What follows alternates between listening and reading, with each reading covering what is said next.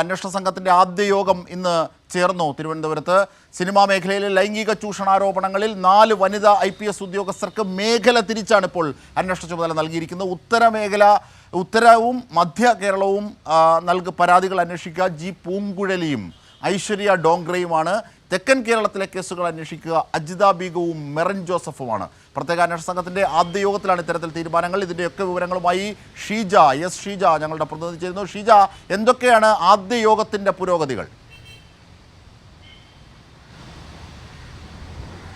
യോഗം അവസാനിപ്പിക്കുകയാണ്. ഇതിൽ പ്രധാനമായും ഇപ്പോൾ ഇതുവരെയായി നമുക്ക് അറിയാൻ സാധിച്ചിട്ടുള്ള തീരുമാനങ്ങൾ എന്ന് പറയുന്നത് മേഖല തിരിച്ച് അന്വേഷണ ചുമതല നൽകിയിരിക്കുന്നു എന്നുള്ളതാണ്.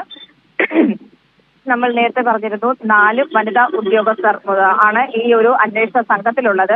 അതിൽ അവർ തന്നെയായിരിക്കും പ്രധാനമായും അന്വേഷണം മുന്നോട്ട് കൊണ്ടുപോകുന്നത്. അതുകൊണ്ട് തന്നെ 4 വനിതാ IPS ഉദ്യോഗസ്ഥർക്ക് ആണ് ഈ മേഖല തിരിച്ചുള്ള അന്വേഷണ ചുമതല നൽകിയിരിക്കുന്നത്.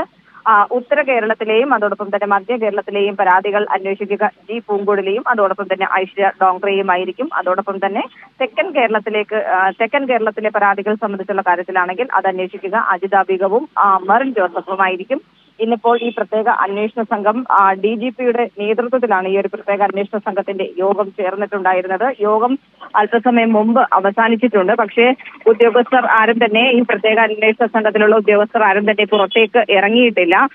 ഇത് സംബന്ധിച്ചുള്ള കാര്യത്തിൽ ഏതായാലും നേരത്തെ തന്നെ വ്യക്തമാക്കിയിരുന്നു ഈ വനിതാ ഉദ്യോഗസ്ഥർ തന്നെയായിരിക്കും പരസ്യമായി പരാതി ഉന്നയിച്ച സിനിമാ മേഖലയിലെ സ്ത്രീകളിൽ നിന്നും അവരെ ബന്ധപ്പെടുക. തുടർന്ന് അവർ പരാതികളിൽ ഉറച്ചു നിൽക്കുകയാണെങ്കിൽ ആ പരാതിയിൽ കേസെടുത്ത് മുന്നോട്ട് പോകുക എന്നുള്ളതാണ്. വനിതാ ഉദ്യോഗസ്ഥർ തന്നെയാണ് അവരുടെ സ്വകാര്യത മാനിച്ചുകൊണ്ട് മൊഴിയെടുക്കുന്നത് ഉൾപ്പെടെയുള്ള കാര്യങ്ങൾ. അതാണ് ഏറ്റവും വലിയ പ്രത്യേകത. അതായത് പരാതിക്കാർ വന്ന സ്ഥിതിക്ക് പരാതിക്കാരുമായി ബന്ധപ്പെട്ട കാര്യങ്ങളിലേക്കാണ് ഈ അന്വേഷണ സംഘം പോകുന്നത്. നേരത്തെ പരാതിക്കാരില്ലാത്ത, കാരണം കോടതിയുടെ മുൻകാല വിധികളൊക്കെ അടിസ്ഥാനപ്പെടുത്തി പരാതികളില്ലാതെ മുമ്പോട്ട് പോകുന്നതിന് ചില തടസ്സങ്ങളുണ്ടായിരുന്നു.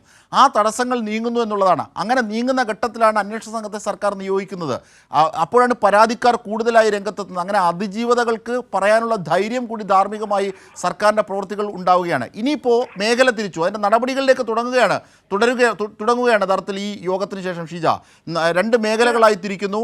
ഈ വനിതാ പോലീസ് ഉദ്യോഗസ്ഥർ മാത്രം ഈ പരാതിക്കാരിൽ നിന്ന് കാര്യങ്ങൾ കേൾക്കും. ഇനി അടുത്ത സ്റ്റെപ്പ് എന്ന് പറയുന്നത് ഓരോ പരാതിക്കാരും ഇപ്പോൾ ഈ രംഗത്തെത്തി പറഞ്ഞവർ സോഷ്യൽ മീഡിയയിലൂടെയും ഒക്കെ പറഞ്ഞവരെ കാണുകയാകും ഇനി, അല്ലേ? അവരെ വിളിച്ചു വരുത്തുമോ, അവരുടെ അടുത്തേക്ക് പോകുമോ? എങ്ങനെയാണ് അതിൻ്റെ രീതി?